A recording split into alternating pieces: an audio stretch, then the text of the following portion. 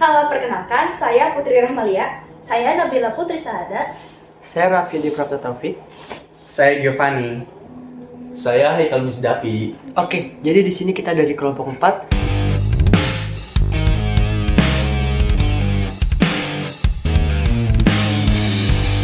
Di sini kita bakal nge-review salah satu jurnal yang berjudul Integral Lipat dalam Menghitung Volume dan Luas Permukaan Benda Geometri Sederhana dan Terpancung. Oke, disimak videonya ya. Simak, guys. Oke teman-teman, yang pertama kita akan membahas tentang pengertian dari integral lipat. Integral lipat ini digunakan ketika fungsi memiliki lebih dari satu variabel. Contohnya atau misalnya itu seperti fxy atau fxyz. Nah, integral lipat ini digunakan untuk menghitung luas, volume, dan massa. Di sini integral lipat itu ada dua. Ada integral lipat 2 dan integral lipat 3. Untuk integral lipat 2 itu digunakan ketika variabelnya ada 2. Dan integral lipat 3 digunakan ketika variabelnya ada 3. Di sini teman-teman bisa lihat ada rumus dasarnya untuk integral lipat 2 dan integral lipat 3. Nah, teman-teman, selanjutnya kita punya contoh soal integral lipat nih. Di sini contoh soalnya itu ada mencari luas daerah persegi dari persamaan dari kedua persamaan ini, teman-teman. Kemudian langkah selanjutnya itu kita buat bentuknya sesuai dengan rumus yang sudah dijelaskan sebelumnya. Nah, untuk langkah perhitungannya, kita pertama integralkan terhadap sumbu y terlebih dahulu dengan batas atas ini bagian dalam terlebih dahulu dengan batas atas 3 dan batas bawah 0. Kemudian di sini kita mulai menghitung batas atas dikurangi batas bawah, hasilnya itu menjadi 3. Nah, untuk penyelesaian selanjutnya kita integralkan terhadap sumbu y. Nah, di sini kita sudah peroleh 3, kemudian kita masukkan jadi 3x. Nah, ini batas bawahnya itu adalah 0 dan batas atasnya adalah 2. Kita kalikan antara 3 yang di sini dengan batas atas, yaitu menjadi 3 dikali 2 dikurangi 3 dikali 0. Sama seperti tadi, batas atas dikurangi batas bawah. Hasilnya itu 6 dikurangi 0 sama dengan 6. Jadi untuk luas daerah perseginya itu adalah 6 cm. Integral lipat merupakan salah satu konsep penting dalam kalkulus multivariabel karena biasanya digunakan untuk menghitung luas dan juga volume. Dalam dunia teknik dan juga ilmu terapan biasanya digunakan untuk mengidentifikasi bentuk geometri dan juga mengaplikasikannya ke dalam bentuk 3 dimensi. Nah, oleh karena itu sebelum kita mempelajari penerapannya untuk menghitung volume dari benda seperti tabung, bola, dan juga kerucut, sangat penting untuk kita bisa memahami serta mempelajari integral lipat itu sendiri. Nah, berdasarkan kebutuhan tersebut, oleh karena itu kami mereview sebuah jurnal yang berjudul Integral Lipat untuk menghitung luas dan volume benda geometri sederhana dan terpancung. Luas selimut kerucut dapat ditentukan melalui persamaan sederhana berikut, sehingga nanti diperoleh luas selimut kerucutnya adalah pi dikali r atau jari-jari dari alasnya dan s panjang garis pelukisnya. Lalu untuk menentukan dari ini kan ada 2 kerucut ya. Untuk menentukan dari r yang kecil ini, jari-jari dari kerucut yang kecil ini, kita pakai hubungan variabel geometri dan kesebangunan dari segitiga, di mana jari-jari dari kerucut yang besar dibagi tinggi kerucut yang besar sama dengan jari-jari kerucut kecil dikali tinggi kerucut yang kecil, sehingga nanti kita peroleh nilai jari-jari kerucut yang kecil adalah r per t dikali z. Lalu berikutnya untuk menentukan panjang garis pelukis dari kerucut yang kecil, kita pakai teorema Pythagoras, di mana sisi yang panjang itu sama dengan s kuadrat dari sisi terpanjang sama dengan jumlah kuadrat dari sisi yang lainnya. Jadi s kuadrat sama dengan z kuadrat ditambah r kuadrat. Di mana r tadi kita sudah mendapatkan ini, kita masukkan di sini, nanti kita dapat nilai s kuadratnya itu z ditambah r kuadrat per t kuadrat dikali z kuadrat. Terus kita akarkan kedua sisi biar hilang kuadratnya, jadi nanti kita peroleh panjang si garis pelukis dari kerucut yang kecil itu adalah z dikali akar 1 ditambah r kuadrat per t kuadrat. Sebelumnya kita sudah mencari panjang garis pelukis dan luas selimut tabung menggunakan metode perbandingan sederhana. Selanjutnya kita gunakan metode integral. Yang pertama adalah untuk menghitung perubahan garis S, yaitu bisa dengan cara menurunkan S terhadap Z, sehingga nanti diperoleh akar 1 ditambah R kuadrat per T kuadrat dz. Selanjutnya adalah menghitung luas selimut pada koordinat silinder yang didefinisikan dengan dA sama dengan R d theta dikali dr, di mana R itu adalah R per T kali Z, lalu ds-nya adalah ini dimasukkan ke sini, terus nanti kita peroleh si nilai dari rumus A-nya itu adalah seperti rumus selimut tabung pada umumnya yang kita ketahui, yaitu P dikali R dikali S. Selanjutnya, yang terakhir adalah untuk mencari volume. Dalam menghitung volume, kita pakai koordinat dari silindernya yaitu dr, dθ, dan dz. dp sama dengan rd dikali r dθ dz. Jadi V-nya sama dengan integral lipat 3 dari dv dengan memasukkan batas bawahnya dari setiap koordinat silindernya ini sama dengan 0. Nanti kita peroleh si rumus volume dari kerucutnya itu adalah sepertiga Pi dikali R pangkat 3 kali T, sebagaimana rumus volume kerucut yang sudah kita ketahui. Nah, selanjutnya dalam jurnal ini diterapkan pula integral lipat untuk menentukan volume dan luas permukaan pada bola utuh. Nah, yang pertama tentu dalam hal ini kita memiliki 3 titik bagian, yakni ada X, ada Y, dan juga ada Z. Nah, ketika awal kali kita ingin menentukan volume dan luas permukaan, tentu kita akan melihat terlebih dahulu bentuk daripada bola utuh tersebut. Kita misalkan ini dalam 3 titik. Ini bola utuhnya itu seperti ini, kurang lebih seperti ini. Nah, dalam hal ini kita dalam menentukan volume ataupun luas permukaannya, kita tidak bisa menggunakan full bola utuh tersebut seperti yang diajarkan dalam jurnal tersebut. Kita cukup mengambil beberapa bagian seperti hal ini, seperti di sini, ataupun di sebelah sini, ataupun di sebelah manapun untuk menentukan sekiranya berapa luas permukaan dari volumenya. Oke, kita lanjutkan. Selanjutnya saya sudah memberitahu ini hasil potongan yang kita gunakan untuk menentukan luas permukaan dan volumenya. Teman-teman bisa lihat di sini kita memiliki dari titik 0 ke arah pusat ini, kita disebut sebagai jari-jarinya. Ini R-nya. Nah, di sini kita juga punya sedikit titik daerah potong ini, potongan kecil yang disebut sebagai dA-nya, atau elemen luas dari permukaan bolanya. Nah, selanjutnya di dalam potongan yang kita gunakan ini kita memiliki dθ. Nah, setelah kita mengetahui hal ini, kita bisa lihat langsung fokus pada potongan kecil yang ada arsirannya ini. Di sini dia memiliki 2 posisi ataupun 2 sisi. Nah, sisi ini itu disebut juga sebagai R sin theta, dθ, ataupun ini adalah arah bagian vertikal ya, atau bagian ke arah θ-nya. Selanjutnya kita punya bagian yang di bawah sini, itu adalah R dθ. Hasil dari R terus juga ada dθ-nya. Setelah kita mengetahui ini, kita bisa melihat dari hasil gambar ini kita memiliki 3 bagian yang perlu diperlihatkan. Ketika kita membuat suatu lingkaran, misalnya saya anggap kita menggunakan bagian yang seperti kita gunakan ini. Nah, arah ke sini merupakan θ-nya. Nah, arah yang memutari ini, saat ini saya putar menjadi bola, itu disebut sebagai P-nya.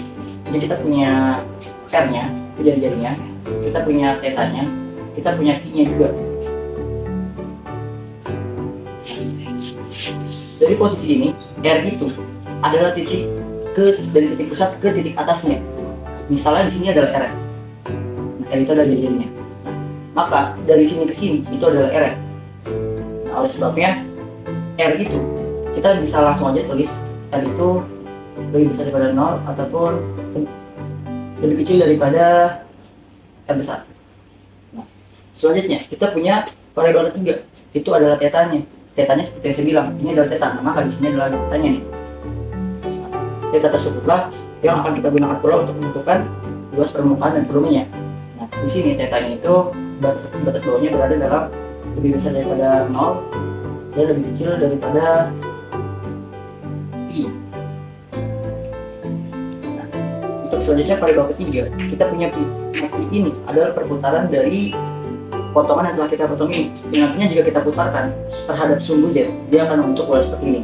Nah, perputarannya ini ketika dari 0 sampai ke ujung sini lagi membentuk bola itu sampai dengan 2pi. Oleh sebabnya si pi-nya ini itu lebih besar daripada sama dengan 0 dan lebih kecil sama dengan 2pi. Nah, sekarang kita telah membaca gambar daripada potongan bola yang kita tentukan. Untuk selanjutnya kita akan mulai masuk bagaimana sih cara menentukan luas permukaan bola utuhnya. Nah, dari potongan tadi kita punya nih fokus pada potongan ini yang ke arah theta, yang ini yang vertikal itu dia punya hasil R sin theta d theta. Sorry ini adalah d theta. Nah, terus selanjutnya untuk bagian ke arah pi-nya itu adalah RD theta. Bisa dapet dulu kan? Nah, tadi ada sedikit kekeliruan. Jadi pada bagian ini seharusnya theta karena ini nanti akan berpengaruh pada perputaran dari pi-nya ini. Nah, setelah itu kita akan mencari tahu bagaimana cara menghitung luas permukaannya. Nah, selanjutnya kita akan mencoba menghitungnya. Di sini kita punya arah dua. Itu pertama arah tetanya. Arah tetanya itu adalah ini. R d theta. Nah, selanjutnya yang arah keduanya kita fokus pada potongan kecil ini. Itu adalah si arah sini, arah vertikalan. Dia adalah pi-nya. Nah, pi-nya ini itu adalah R sin theta dp karena seperti yang saya bilang tadi dia berpengaruh pada perputaran ketika itu menjadi bola utuhnya. Nah, setelah kita mengetahui hal ini, kita bisa langsung coba nih perhitungannya menggunakan DA si elemen luasnya ini. Itu tinggal kita kalikan aja si theta dan dalam kurung theta dikali R sin theta dp. Nah, hasil dari perkalian ini kita langsung menghitung aja. Itu hasilnya adalah R kuadrat sin theta d theta dan dp. Nah, kita sudah mengetahui nih DA nya atau elemen luas awalnya. Nah, selanjutnya kita ingin mengetahui luas permukaan dari bola utuh tersebut berapa. Nah, pada saat inilah kita menerapkan metode integral ya, integral lipat ganda untuk mendapatkan hasil dari luas permukaannya. Nah, kita sudah punya DA nya itu sama dengan ini. Nah, kita akan langsung menghitung bagian ini luas permukaannya A itu sama dengan batas atas batas bawah.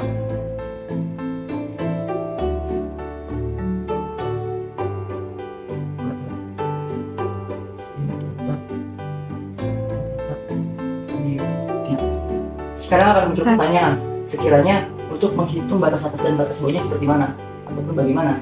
Nah, karena kita menggunakan dua sudut dan fokus pada potongan kecil ini, itu ada theta dan pi-nya. Nah, kita bisa lihat langsung aja dari sini. Untuk yang bagian pi, ini kita gunakan dari 0 sampai 2pi. Nah, itu kita bisa tulis aja 0 sampai 2pi. Nah, selanjutnya kita pakai yang theta, itu 0 sampai dengan pi. Batas bawahnya adalah 0, batas atasnya adalah pi. Kita sudah mengetahui ini hasil dari awal ya, sebelum kita lanjutkan pada perhitungannya. Ini saya hapus dulu. Nah, setelah teman-teman memasukkannya seperti ini, kita akan langsung saja masuk ke perhitungannya. Nah, perhitungan yang pertama kita langsung bagi dua aja, ada yang ke tetanya, ada yang ke arah pi-nya. Kita langsung fokus ke yang tetanya dulu. Nah, kalau pakai theta berarti kita pakai yang ini dan bagian-bagian yang termasuk ke dalam theta. R kuadratnya ini kita bisa pindahkan ke depan dulu aja. Udah kita ajak dulu. Nah, ini kita bisa pakai di atas 0 sampai pi itu dari sin theta d theta. Nah, dari hasil ini kita akan mendapatkan hasil min cos theta. Batas bawahnya adalah batas atasnya adalah pi, batas bawahnya adalah 0. Nah, kita tinggal substitusikan aja. Nah, bagaimana cara mensubstitusikannya? Kita langsung aja. Ini dia pastikan nanti min cos theta min cos pi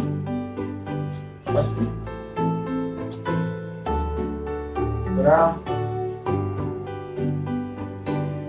ini cos 0. Nah, dari hasil ini kita nanti akan mendapatkan angkanya, yakni min setelah kita mendapatkan ini, kita substitusikan angka batas atas dan batas bawahnya. Pasti nanti akan menghasilkan seperti ini. Min cos P, kita substitusikan aja. Min cos P dikurang min cos 0. Nah, dari hasil ini kita nanti akan mendapatkan angka 1 ditambah 1, maka hasilnya adalah 2. Nah, kita sudah dapat di arah θ-nya. Nah, selanjutnya kita akan menghitung nih di arah P-nya.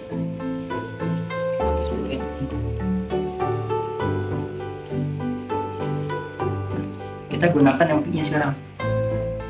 Maka seperti ini arah P-nya. Kita gunakan 2P, dari 0 sampai 2P. Kita pakai yang D-nya. Nah, dari hasil ini nantinya kita akan mendapatkan hasil 2P dikurang 0. Nah, hasil lagi itu nanti akan langsung 2P. Nah, kita sudah membagi dua integral. Selanjutnya kita gabungkan dari hasil ini dan hasil ini. Dengan menggabungkannya juga dengan R kuadrat yang tadi kita pisahkan. A sama dengan R kuadrat dikali 2 dikali 2P. Nah, selanjutnya hasilnya adalah 4Pi R kuadrat. Nah, dengan demikian kita telah mendapatkan hasil dari luas permukaan bola utuh tersebut. Selanjutnya kita akan menghitung volumenya berapa menggunakan metode integral lipat yang telah diajarkan di jurnal tersebut. Ini kita akan hapus dulu semuanya.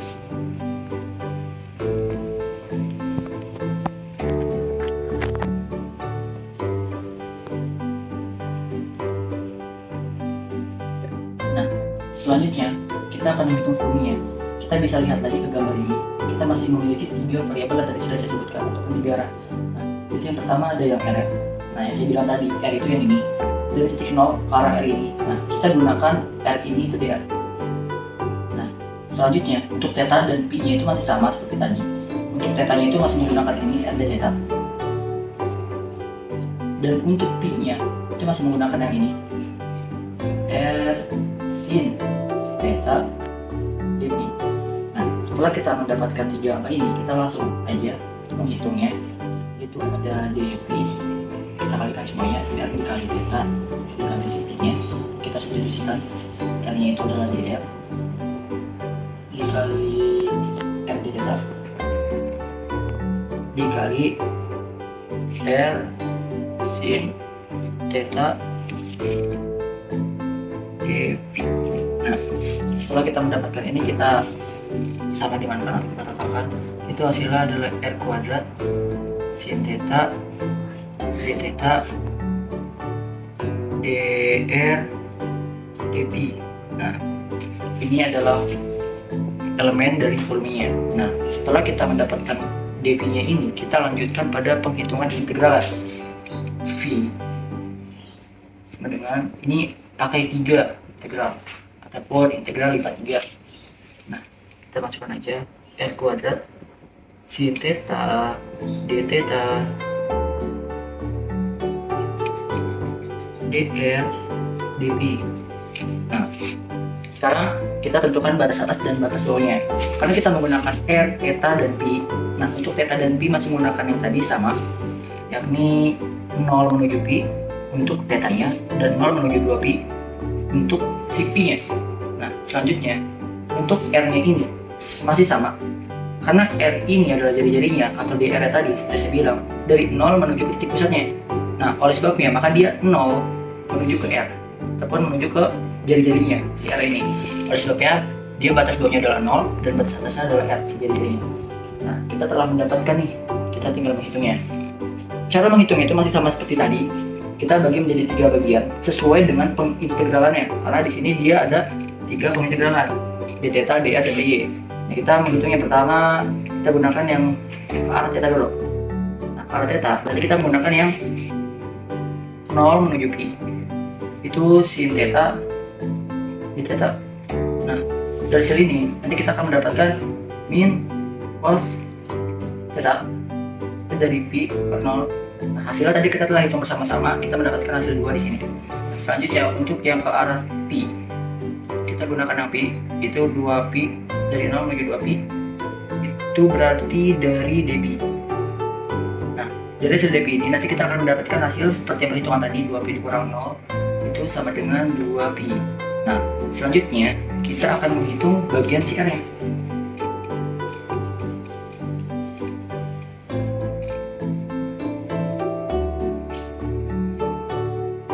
Kita akan menghitung yang bagian R nya. Dari R, dari 0 menuju R, maka ini adalah dr. R kuadrat dr. Nah, dari hasil ini kita integralkan terlebih dahulu. Ini hasilnya adalah R pangkat 3/3 dr. Nah, dari hasil inilah kita akan mendapatkan R0. Kita tinggal substitusikan aja. Nanti hasilnya akan seperti ini. R per 3 dikurang R kurang 0/3, maka hasilnya adalah R per pangkat 3 bagi 3. Nah, kita telah mendapatkan 3 pengintegralan, jadi 3 perhitungan yang telah kita lakukan. Kita tinggal menggabungkannya aja, maka V nya ini sama dengan kita gabungin si R 3/3 dikali 2 dikali 2pi. Nah, maka kita mendapatkan hasil 4pi R pangkat 3/3. Nah, oleh sebabnya kita telah mendapatkan nih, volume dari bola utuh tersebut adalah 4pi R pangkat 3/3. Baik teman-teman, di sini kita akan menjelaskan terkait dengan kelebihan dan kekurangan jurnal yang kita analisis. Yang pertama-tama itu kelebihannya, penjelasannya yang terstruktur dan sistematis. Nah, dengan penjelasan yang dijelaskan secara terstruktur dan sistematis itu memudahkan kita sebagai pembaca untuk memahami integral lipat dan implementasinya di dalam perhitungan luas dan volume di geometri. Begitu teman-teman. Kira-kira ada kelebihan lain nggak, Kang? Ada Kang, satu dari saya ya kelebihan. Oke, siap. Oke, jadi dari saya itu nih adanya atau terdapatnya modul materi atau modul praktikum. Iya. Nah, jadi mereka itu nih bisa kita baca ya di abstrak maupun di pendahuluannya. Jadi mereka itu berdasarkan analisis dari modul materi atau praktikum yang sudah mereka lakukan. Jadi mereka itu bisa ngejelasinnya itu lebih jelas dan bisa langsung ke hasil pembelajaran mereka. Jadi bisa lebih mudah dipahami oleh kita sebagai mahasiswa gitu. Kemudian selain kelebihan, kita juga punya kekurangan dari jurnal yang kita analisis. Kekurangan yang pertama itu adalah kurangnya data empiris. Jadi jurnal yang kita analisis itu kan bersumberkan dari modul ya Kang. Ya. Nah, terus dari modul itu diolah menjadi sebuah jurnal.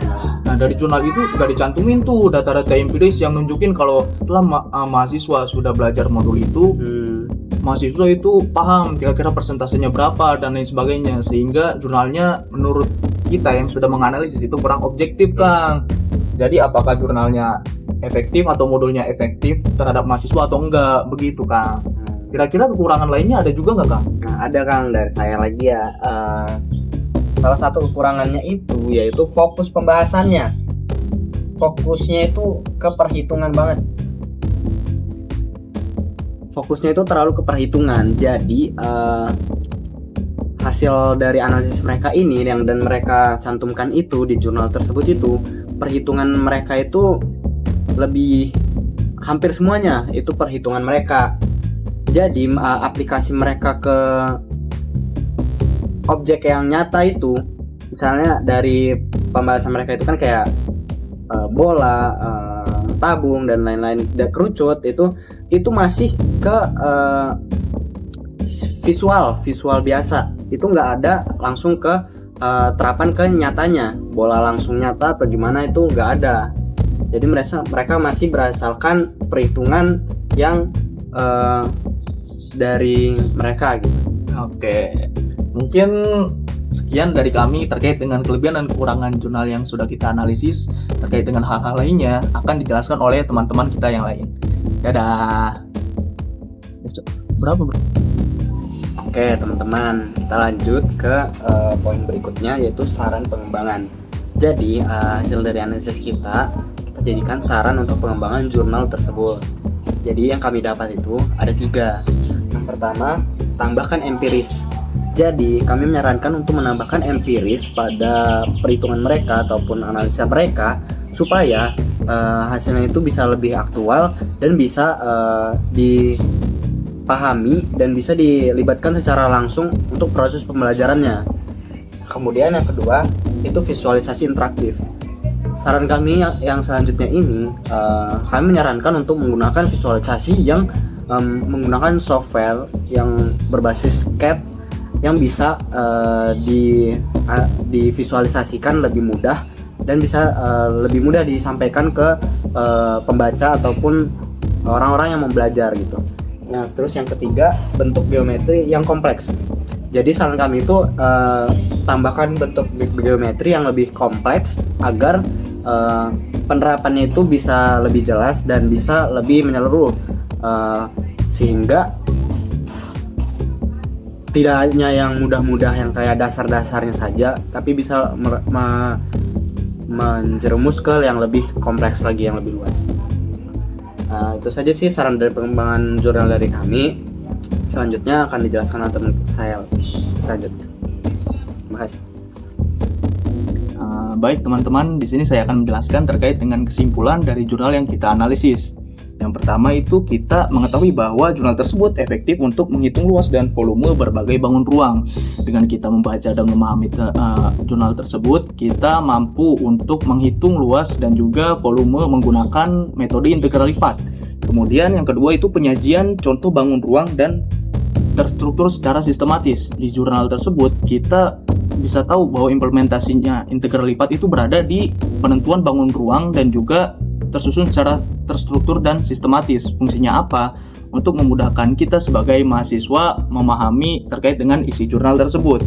Kemudian, apa keterkaitannya jurnal tersebut dengan bidang disiplin ilmu kita, yaitu bidang teknik industri? Yang pertama itu, dengan kita memahami jurnal tersebut, kita bisa estimasi waste ataupun material yang tidak terpakai pada proses manufaktur.